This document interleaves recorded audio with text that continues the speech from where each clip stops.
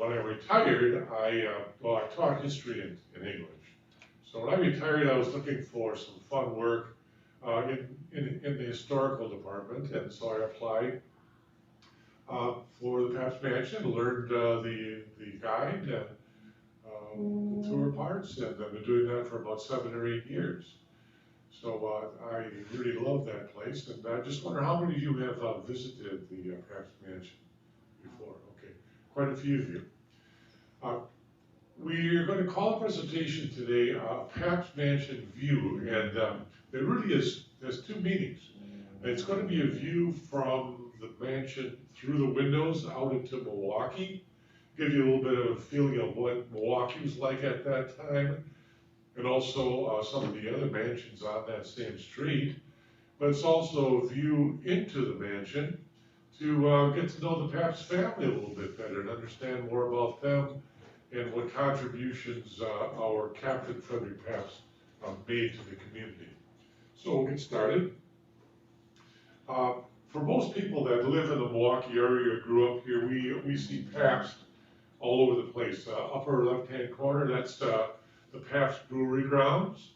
They no longer brew beer there, not since 1996. The middle is the Pabst Theater on Wells Street. How about how many of you have been there?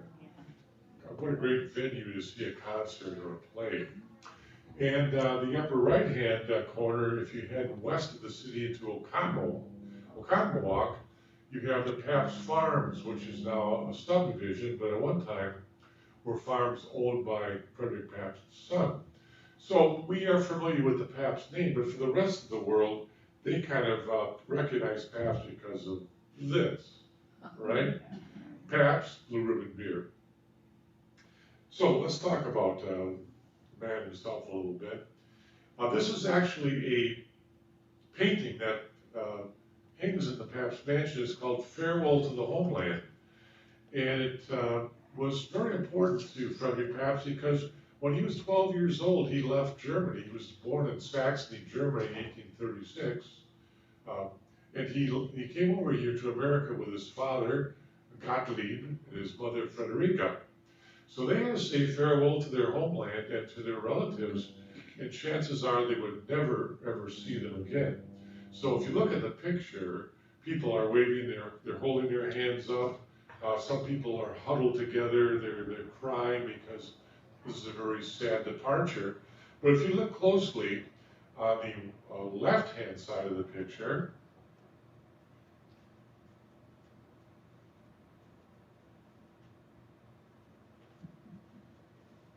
you'll see two people facing forward in anticipation, and they're drinking beer. So maybe beer makes you feel more optimistic. Who knows, right? Makes you feel good.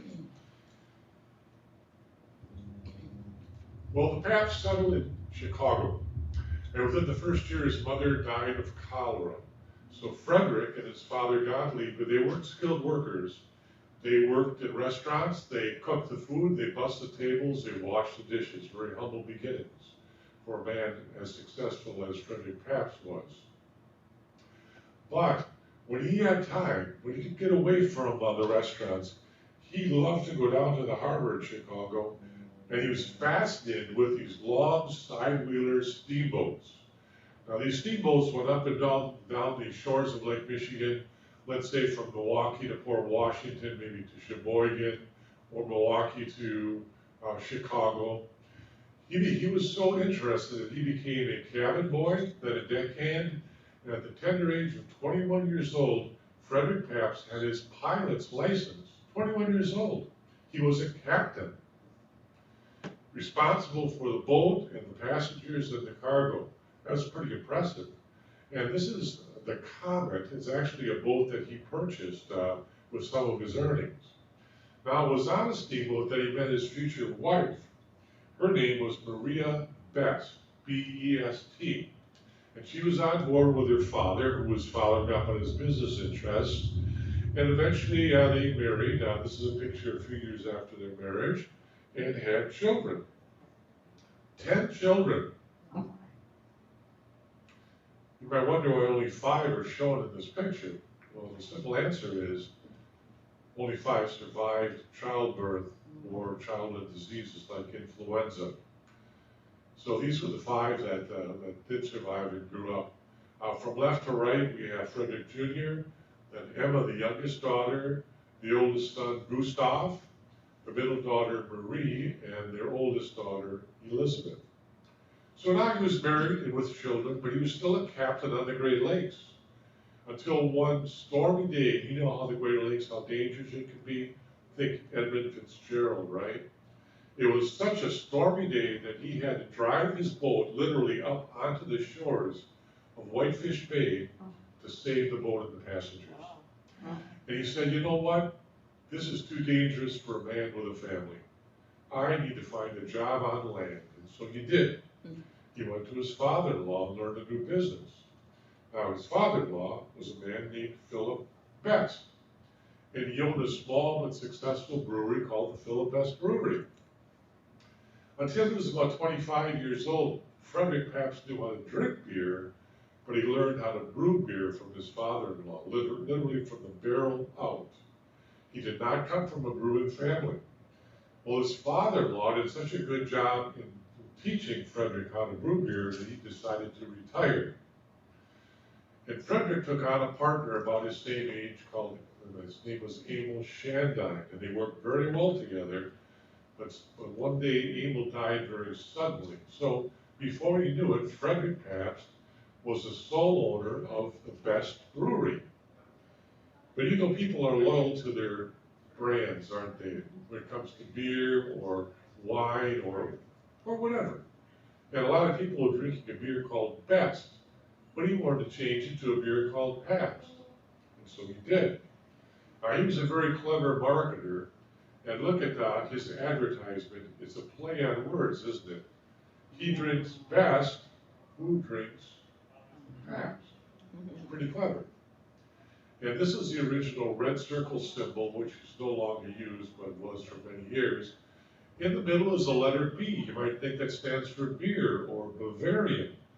No, it's an homage to his father-in-law, Philip Best. The capital B represents Best, the man who taught him how to brew beer. Well, Frederick Pabst was very successful in brewing beer. Within a decade, it was one of the leading beers in Milwaukee. In another decade, one of the leading beers in America.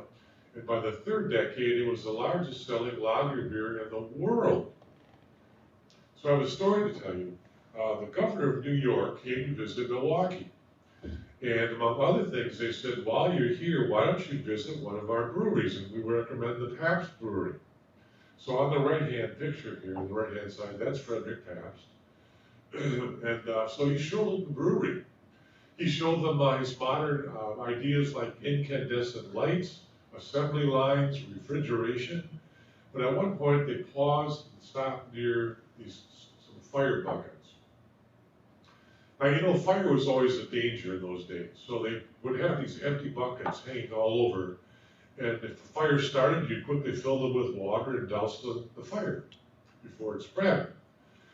While they were standing in front of these fire buckets, Frederick said to the governor of New York, you know, my workers so enjoy the beer they brew that any one of them could take up one of these fire buckets, fill it with beer, and chug it down in one gulp. Well, the governor shook his head. He didn't believe that for a moment. But as they were talking, one of the workers came by and he said to the worker, Gus, did you hear what I just told this man? Gus said, yeah. He said, Gus, you could do that, couldn't you? Gus said, yeah, Captain. But excuse me for a moment. And Gus left the room for about 5 minutes. Then he returned. He went to the wall, grabbed a fire bucket, rinsed it on with water, went to the tap, filled it with beer, and chugged it down in one gulp. The governor couldn't believe it. But the tour continued, and eventually the governor left. Well, after he did, Captain Pabst came back and said, where's Gus? I'm going to thank him for backing up my claim. And he said, Gus, thank you so much for that, but I noticed you left the room for a while. What was that all about? And Gus said, well, Captain, I had to try it first to see whether I could do it. Oh my goodness. Now, in addition to brewing beer, Frederick Pabst raised draft horses. Now, of course, draft horses pulled his beer wagons, but these draft horses, French Percheron horses, were raised in a farm in Wauwatosa, Washington Heights, if you know where that is. And these horses were very special. He entered them in horse shows, and he also rented them out for stud. But in the horse shows, they were judged on their body shape and the way they pranced and so forth. He entered horse shows all over the United States, even in St. Louis, against the Clydesdales, of whose name we do not speak, right? And he won first prize. Now, in a horse show, what do they hand you when you win first prize? A blue ribbon. Yep. You think that's why it's called Pabst Blue Ribbon Beer, because of his horses? You think so? No. No. Here's his true story. Frederick Pabst was obsessed with the idea that when you're about to buy beer and you're looking at a beer display, that you don't look at Gettleman or Miller or Schlitz or Blatz or Budweiser. He wanted your eyes focused on his beer. Well, how could he do that? The beer bottles were all shaped the same way. So what he did is started tying blue silk ribbons on the necks of the bottles, and those ribbons hung way down the sides. So now if you're looking at a beer display, your eyes keep on going back to the beer with the blue labels, and you're thinking, blue ribbons mean high quality. I'm going to try that beer, and you'd like it, and pretty soon you're ordering by name. Give me some Pabst Blue Ribbon beer. Now, did his beer win first prize? All the time. The year after his house was built was the World's Fair in Chicago, and it was declared the finest beer of the Columbian Exposition. And he won first prize all over the country and the world. Now, with wine and beer, though, when you win first prize, what do they do? What did they give you? Not a blue ribbon. You get a gold medallion. Yes. So he had a whole trunk full of gold medallions, but the blue ribbon has to do with marketing. Well, he was also interested in culture. Now, the Germans loved to go to beer gardens, which they considered like parks in Germany as well as here in America. And Frederick Pabst opened several beer gardens. One was in Whitefish Bay. You actually could board a boat. I hear you just had a tour on a boat in the river, much like the one you used. And that boat would take you upstream to this fabulous resort, the Pabst Whitefish Bay Resort. Just look at it. It was huge. It had a beer garden, it had a hotel, it had walks down to the lake you could take on a Sunday afternoon. If I could enlarge this picture, though, you would see that even though it's probably a hot summer day, all the women are wearing several layers of clothes on their long dresses, and all the men are wearing starched white collars with ties. You simply did not go anywhere, even to recreate, unless you were all dressed up. Frederick Pabst also was interested in music, and he purchased an opera house that was called the Nunemacher Opera House, and he renamed it the Stadt Theater, and brought in all kinds of music and operas and whatnot. Excuse me.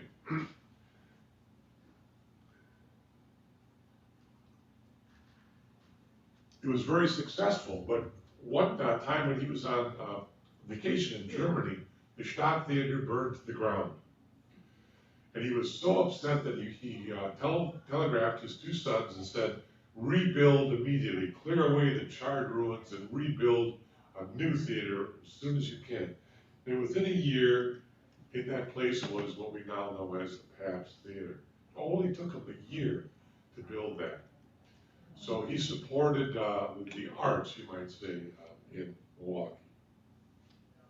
So here we are, the Pabst residence.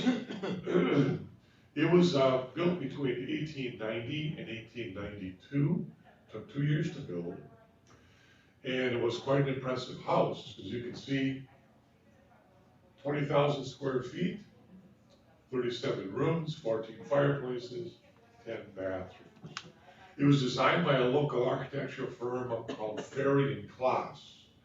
They also designed the public library downtown. Excuse me. Now, he had raised his children in a house across from a brewery, but at this time in his life, he was wealthy and influential enough. He wanted to build a house where he could entertain people.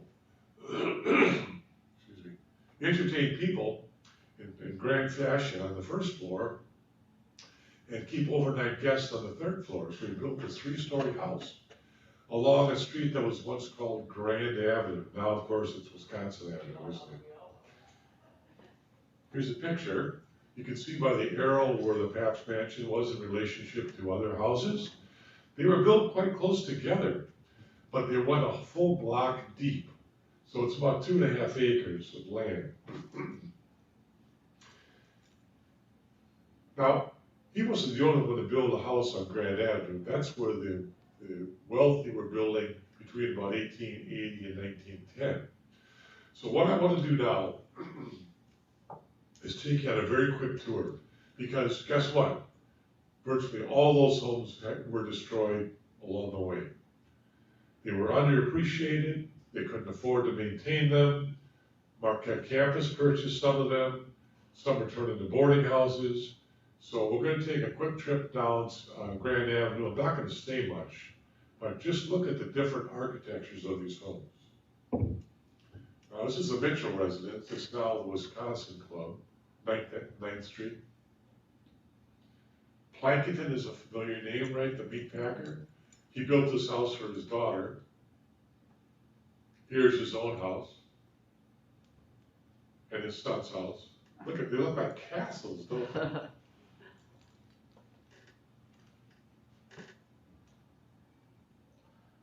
Very large house, Rudolph Nudebacher.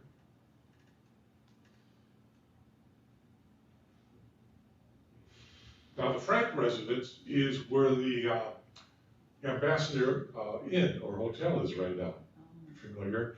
And the Frank residence had in it a 2-story church pipe organ. This is to the extremes that these people went when they built these homes.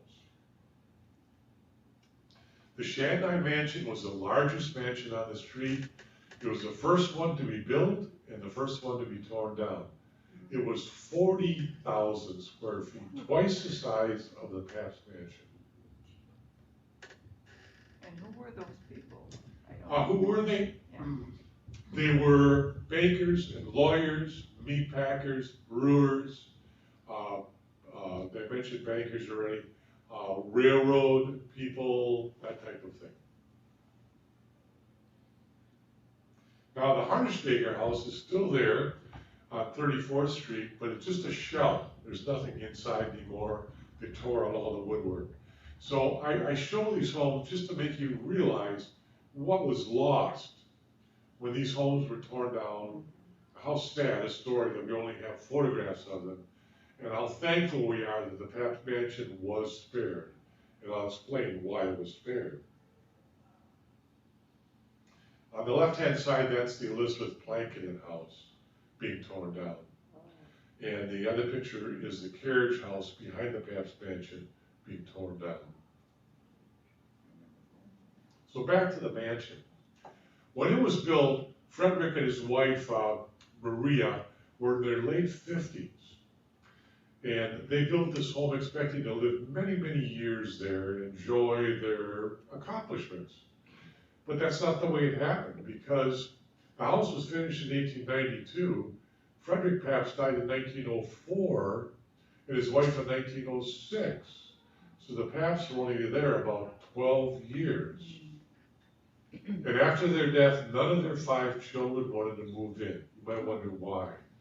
Well, Frederick Pabst was in the habit of, when his children got married, of building them a mansion of their own. So why move into the old folks' home? Now, if you're familiar with Milwaukee, his sons Frederick and Gustav have side-by-side mansions on Highland Avenue. If you're familiar with Villa Terrace along the lake, right to the north of that, it's another mansion by Frederick Pabst. One of his daughters, Maria, married a man named Goodrich. Their home is now the Wisconsin Conservatory of Music on Prospect Avenue. So They had mansions, so they did not want to move into their folks' home, so it was vacant for several years. And then was purchased by the Milwaukee Archdiocese. Between 1908 and 1975, this was the headquarters for the Milwaukee Archdiocese. And during that time, 5 different archbishops and their staffs lived and worked there. Names I'm sure you recommend: Mismer, Stritch, Riley, Meyer, Cousins, 2 of them became archbishops, yes, right. Cardinals, I'm sorry, 2 of them became cardinals. So they were there taking care of that house, and the Sisters of St. Francis were also in the house. And frankly, they're the ones that saved the house from being demolished. All around them at this time, the other houses are being torn down, but the fact that they were there taking such good care of the house saved it. So we thank them for that. Every tour I give, I mention that they really did save that house. But eventually, Archbishop Cousins said, you know, this is a house. It really doesn't exactly fit our style, and it's getting very expensive to maintain, so they built new facilities. And again, the house was standing empty. But now, the neighborhood had declined. Imagine paying the electrical bill or heating bill for these homes. The only person who was interested in it was a man who owned a hotel right east of the house. It was called the Holiday Inn or the Carriage Inn at one time. And he bought the house and the land for a parking lot. He was going to tear it down. Until a group of interested people formed a foundation, borrowed enough money to purchase part of the land and the house, and begin restorations in the late 1970s.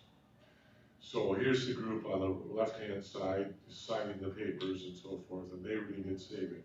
So today, the Pabst Mansion is a nonprofit home. It's not owned by the Pabst family, although we have Pabst family members involved in the board of directors. But it is the only one of those homes along Grand Avenue to survive into the 21st century and be carefully restored and open for tours. The only one that still remains. So, welcome honored guests. Should we take a tour? Yes. That's you.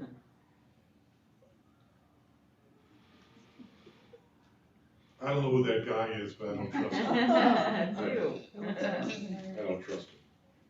So, we are in the reception hall, the very first room you enter, and of course it was meant to impress his guests. It is a beautiful hall with wonderful oak woodwork, beautifully carved woodwork in there. And I enlarged a piece of the wall covering. It's called Time Castle Tapestry. You can see that right there. Made out of linen with linseed oil, and it's embossed. It's 3-dimensional. Very expensive, and it's in the reception hall and goes all the way up the stairs to the 3rd floor. Now, I was praising the Archdiocese just a moment ago. Toward the end of their time there, they looked at the walls and said, you know, it's so hard to keep this embossed wall covering clean. There's coal dust in the air. And we can't afford to replace it, so we want to brighten up the house and modernize the house.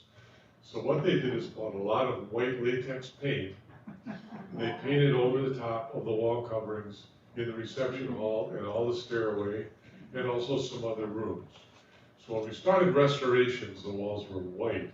The wall covering was still there, but the walls were white. Now, the one thing that stands out in the reception hall is this chandelier. This, by the way, is a photograph taken in 1897. The Pabst family paid a photographer to take pictures of most all the rooms, which really helped us with our restoration.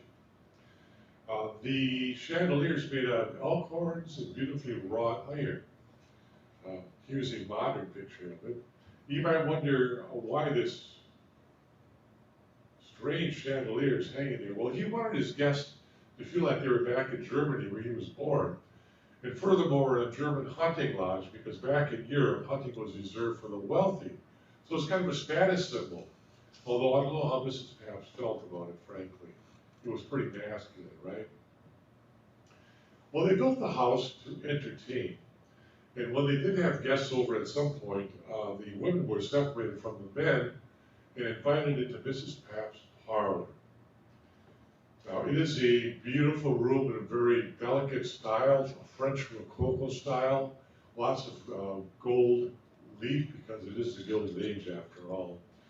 And you can see that there's draperies on the windows and the furniture is upholstered, but the walls are also partially upholstered. Now here's a close-up of the silk wall covering.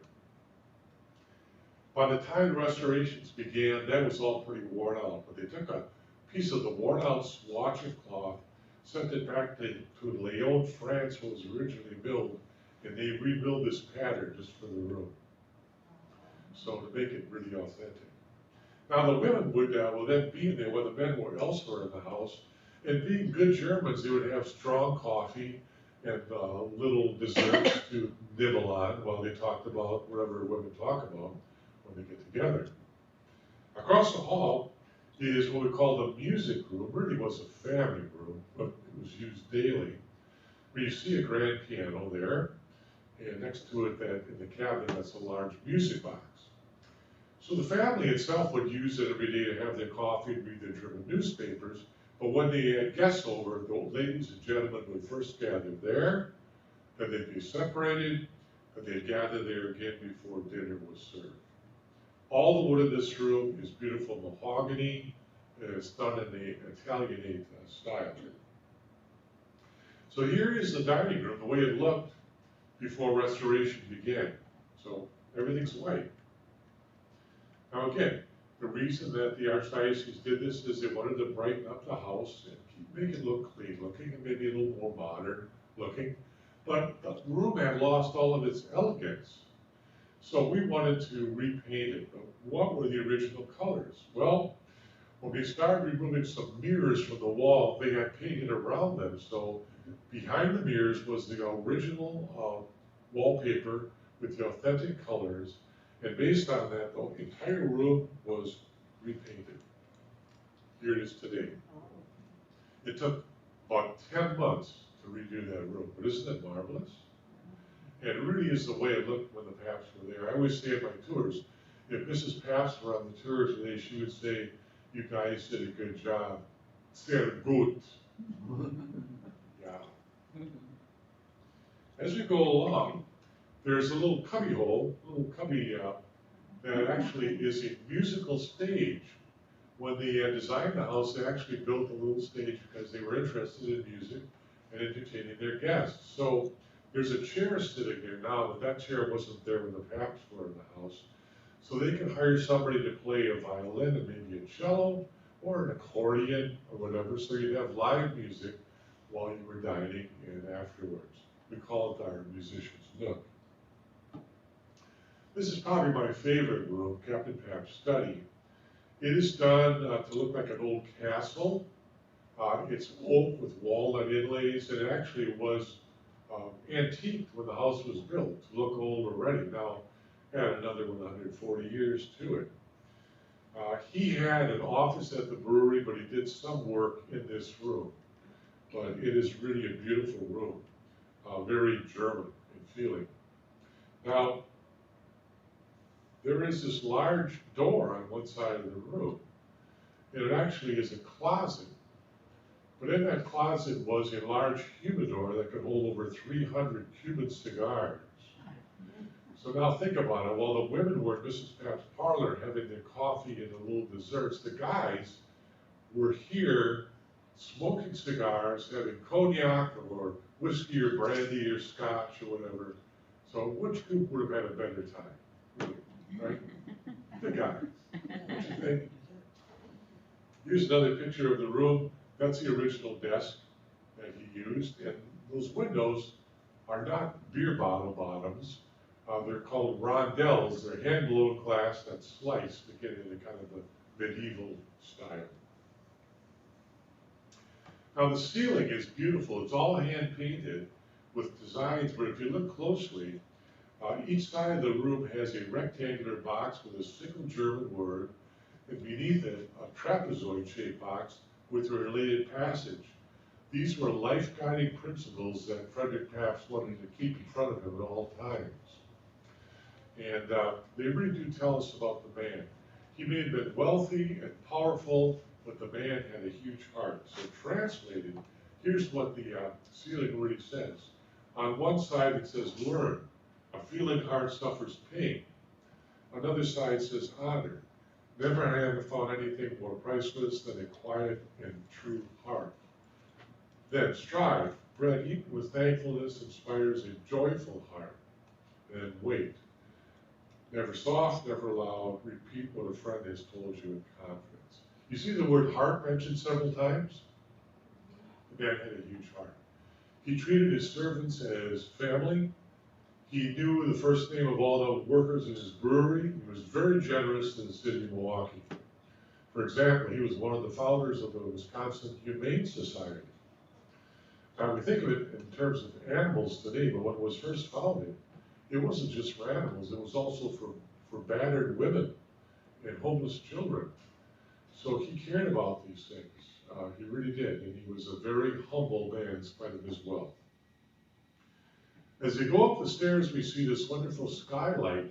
It's original art glass, and of course it lights the stairway, but in the middle are two rectangular doors, and on a hot summer day, you could send someone up to the attic.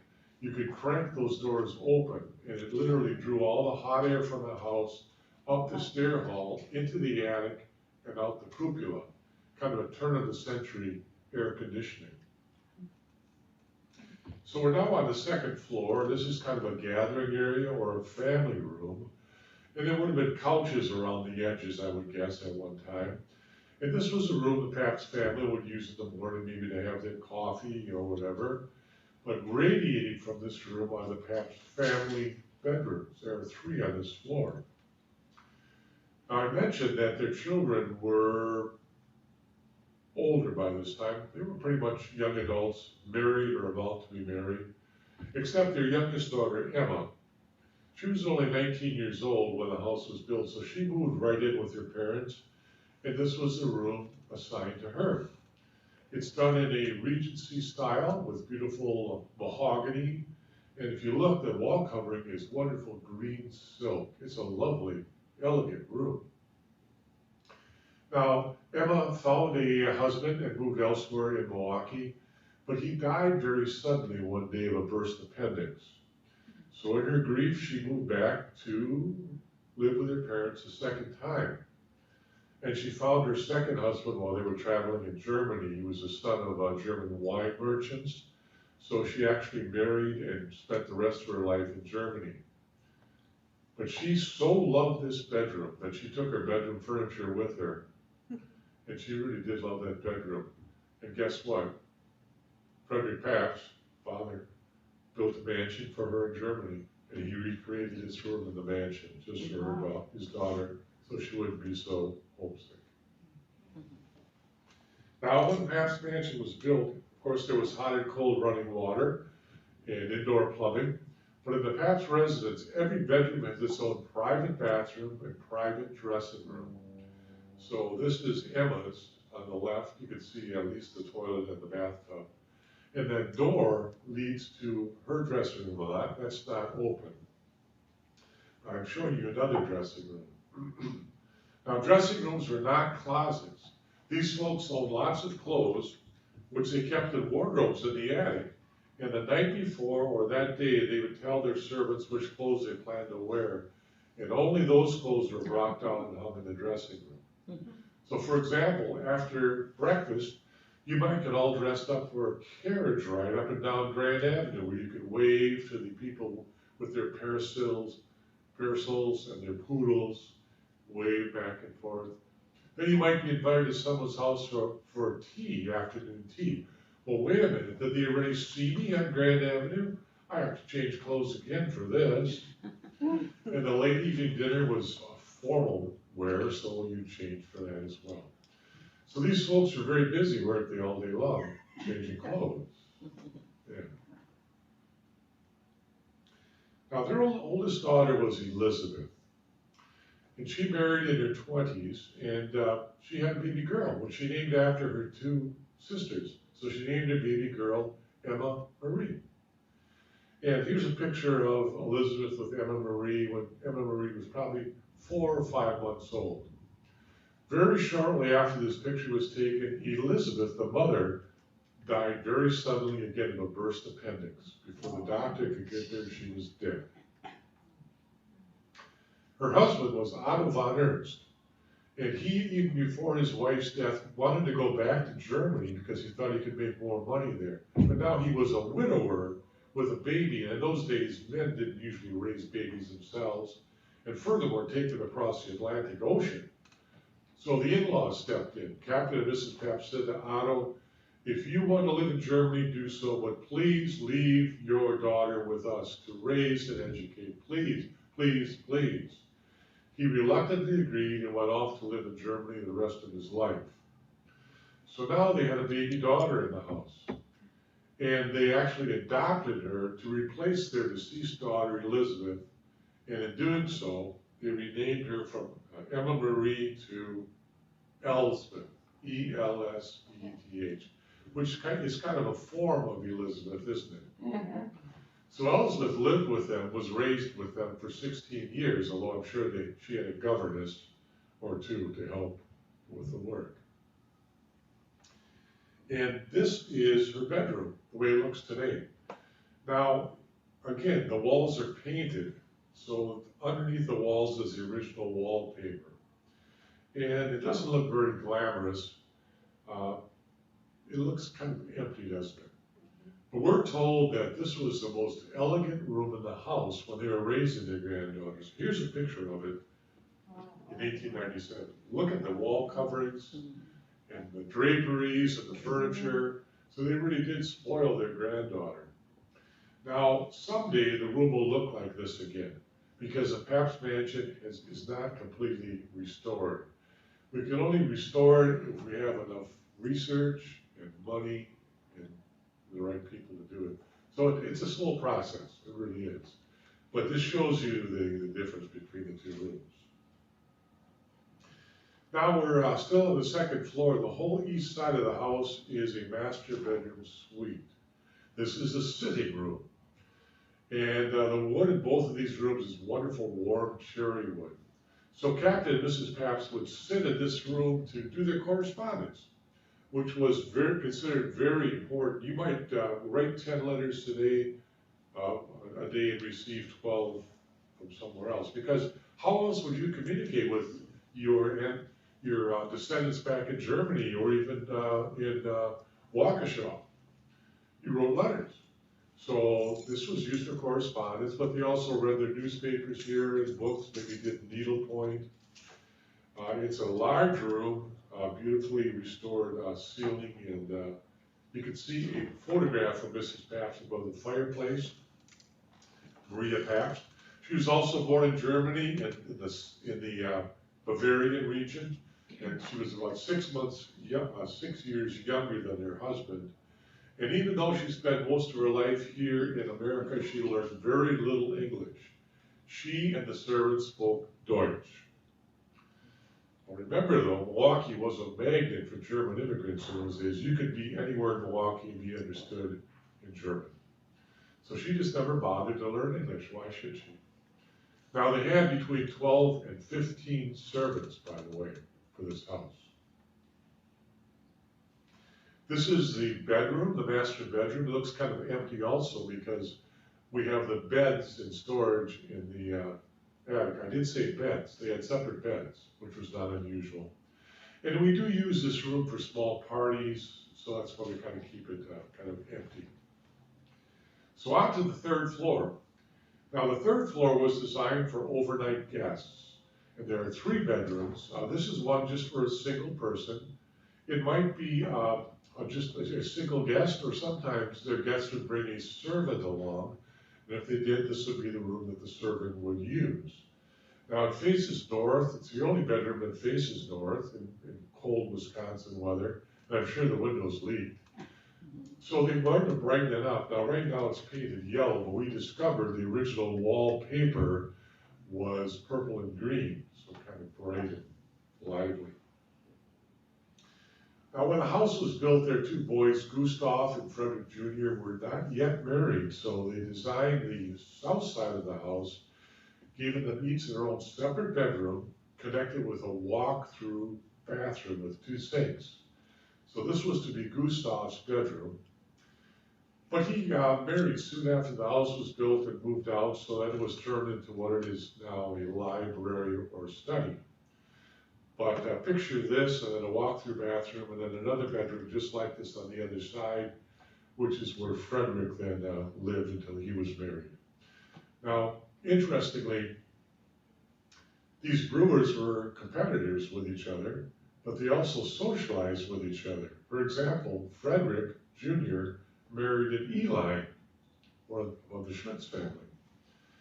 And Gustav married a brewer from St. Louis, the Leb Brewery. So they, again, were competitors, but they were socialized, and they're pretty close together to this day, aren't they? Because Forest Home Cemetery has what's called Brewer's Corner, where so many of them are buried. How many of you have been out there? Oh, it's an interesting tour. Very interesting tour.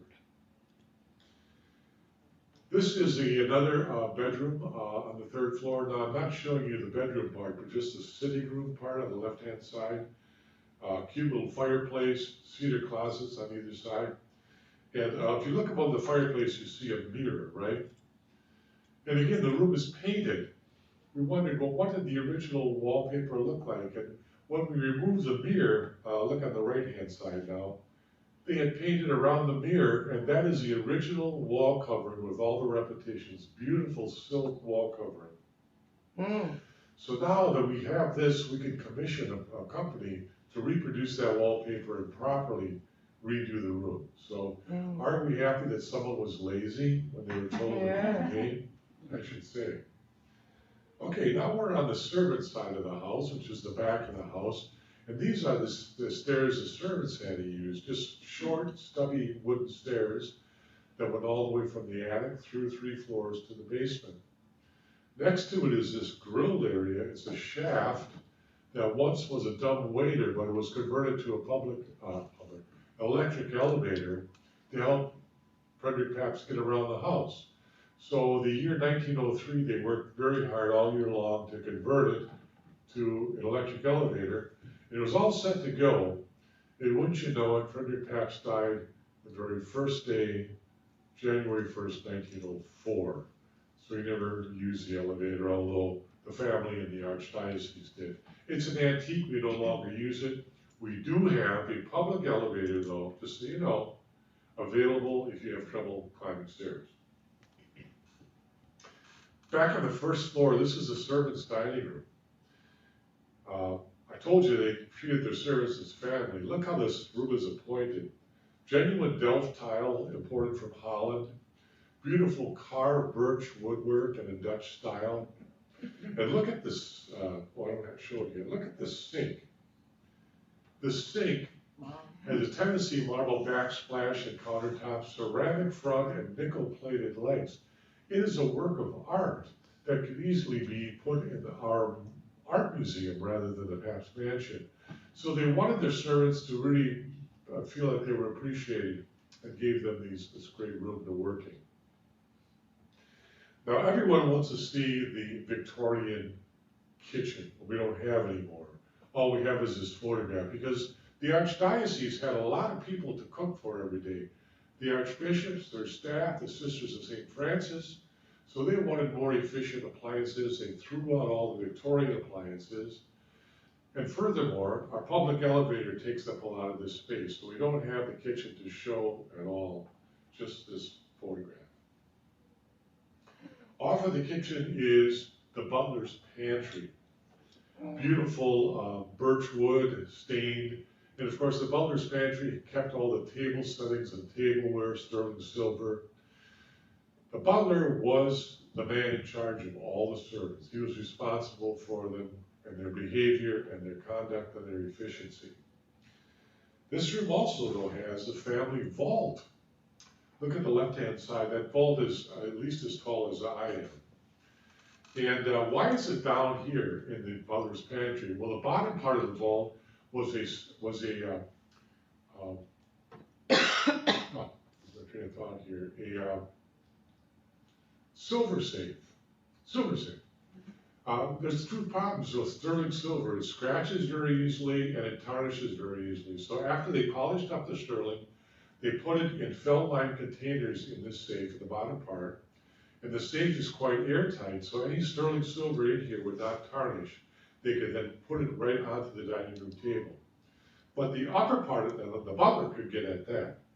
But the upper part of the safe had locked containers for the Pabst family, where they could keep their stocks and bonds and gold and silver and jewelry and expensive watches. So they had access to that part, the butler did not. So we know a little bit about Frederick Pabst. Let's see, he brewed beer, he raised beautiful French Percher on horses, he had a very handsome family.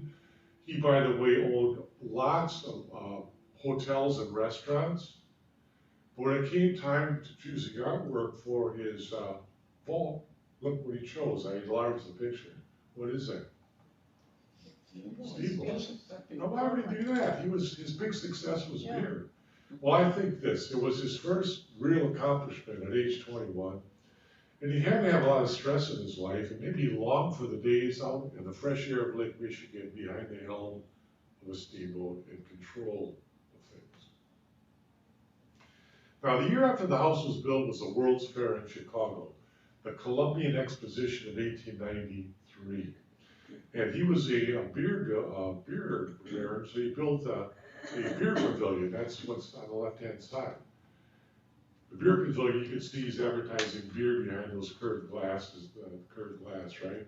Of course, Platts had a beer pavilion, Schlitz had a beer pavilion there as well. And they were indoors.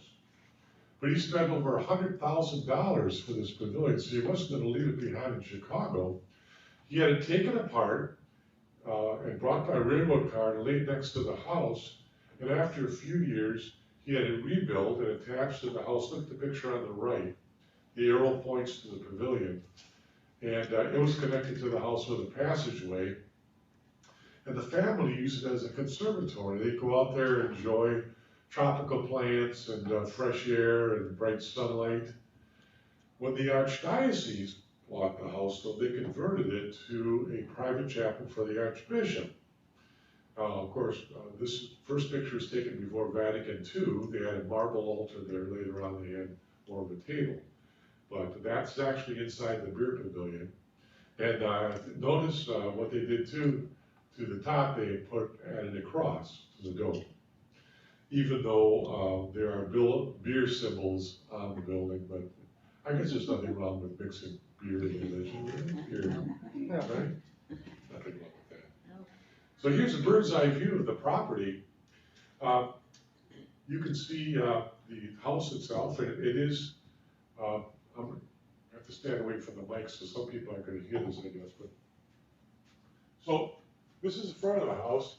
This is the servants' quarters. A lot of them stayed right in the house itself. This is the carriage entrance. This is the beer pavilion connected to the house. Behind the house was a greenhouse, and below that, a boiler room, because the house had central heat. And this is the carriage house, which is no longer around either. And what we don't see on this picture, far to the north, was a two-story brick duplex, where on the first floor, the butler and his family lived, and on the second floor, the stable master and his family lived. So of those 12 to 15 servants, most of them lived on the property itself. A few commuted from town, but most of them lived right there on the property. So, Captain Pabst, 1836 to 1904. As I mentioned, he died the very first day of January of 1904. Here's not his obituary, but notice of his death. And he left behind quite a legacy. Great Lakes captain, beer baron, entrepreneur, by that I mean investing in restaurants and hotels and office buildings. Did you know the first building on Times Square in New York City was the Pabst building? Not the Times building. It should be called Pabst Square, really. He was a philanthropist, very generously. He would give to all the denominations. at various times of the year. It didn't matter what denomination it was. He would be very generous to all the churches. And he was an art collector, something I haven't mentioned at all. The house is filled with beautiful art, wonderful art of all different kinds. You can actually take a tour just on art if you want. So we encourage you to maybe organize a group here, right here from Trinity Woods, to take that bus down to the Pabst Mansion. As I say, we do have an elevator if you have trouble getting around, and we'll give you a great tour. But of course, you know what's coming up is Christmas. We close the house for a few days, and then between the middle of November and the very first week in January, the house is just awash with beautiful Christmas lights and Christmas decorations, and they're different every single year. So you can come back and it'll never be the same. They're done by very talented people, but always different and marvelous. It's a self-guided tour. You just take your time and get into the Christmas spirit. So we have a lot of different tours. There's the Dolson-led tours like I do. There's self-guided tours, fine art tours, family-friendly. If you have grandchildren, you think they would be bored to death at the Pabst Mansion. We have very short tours where we tell the kids, look for this, look for this, look for this, and kind of get them involved in looking around the house. We have behind-the-scenes tours, which show you the attic and the basement as well. We have, now the next two are kind of fun, mimosa tours. You start with a mimosa, maybe you have another one at the end. And how about the Blue Ribbon Happy Hour tours? You can walk around the house drinking some genuine Pabst Blue Ribbon beer. So if you have access to a computer, go online, pabstmansion.com. It'll tell you all about upcoming events and special tours and just lots of other things that you want to get into. So that ends my presentation. Very nice. I love it. Now I want to go. The mimosa tours, definitely. We have time for a few questions. Right? Yes. Yep. Yep. How many of the original furnishings was left there? Good question. When the house was sold to the question was how many of the original furnishings are still there? When the house was sold to the Archdiocese, all the first floor furniture was part of the sale. And even though they covered it with slip covers and whatnot, we have the greatest percentage of original Pabst furniture is on the first floor. And on other floors, we have a chair here, or a cabinet here, or a desk here. But here's the neat thing. Remember Emma in her bedroom and moving to Germany? Yeah. Well, her great-grandson, who's quite old now, in his will says after he dies, Emma's furniture is coming back to the Pabst Mansion. Oh, So we have that kind of stuff going on too. Other questions? Yes. This isn't really about the Pabst Mansion, but on Wisconsin Avenue, there's a big house that is covered by some kind of a business. And, it's an old house. I don't know what house it is. It's, it's between 27th and the Pabst Mansion. Yeah, there's a couple of those where you can see in the background is the house, and then they simply built onto the front. Right. And I'm not sure, I know what you're talking about, but I don't know what the business is. The zoning laws changed in 1920 in Milwaukee, and that was just terrible for Grand Avenue because you could build anything that you wanted anywhere. You could chop half of a house down and put something in front of it. So it was the death knoll, I should say, of those mansions. Other questions? Well, yes. What mansion did Marquette knock down? Okay, the William Plankinton Mansion Oh, yeah, the blank. and the Elizabeth Plankinton Mansion were both Lord knocked have down by mercy. Marquette. But a few others too. Now, they were expanding. Nobody wanted those houses. And so, they did what they did. Right here. Yeah. Yeah, Marquette just started reestablishing stuff. They relocated. from elsewhere, just about the time, at the turn of the century, so they were looking for land. So the Ambassador Hotel, that's right on Yeah, Marquette the campus. Ambassador Hotel Yeah. is only about 3 blocks west of the Pabst Yeah, Mansion. yeah. And again, that was the home of Dr. Frank. Right. What's the cost of the tours? Well, I don't get into that part, I'm not even sure. For seniors, you may have to look that one up online. Yeah, I'll look it up. I don't get involved with the ticket sales, so it's pretty reasonable. Yeah, I think so. Yes. Were most of these mansions torn down in the 20s and 30s? And the 50s and 60s. Oh, 50, okay. Right, yeah. There were 2 big surges to get rid of these.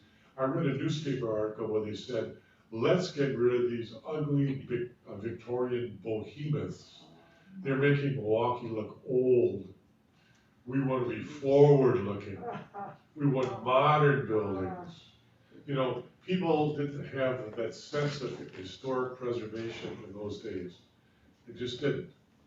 Well, I have to kind of chuckle, you know, in Frederick Pabst's wildest dreams, he never would have imagined that the house he built would have over 50,000 people tramping through it, you know, looking at his house. But we're glad it's there. Right after he's finished at 3. Anyone else? You're the end, right? Well, I want to applaud you. Thank you for coming today.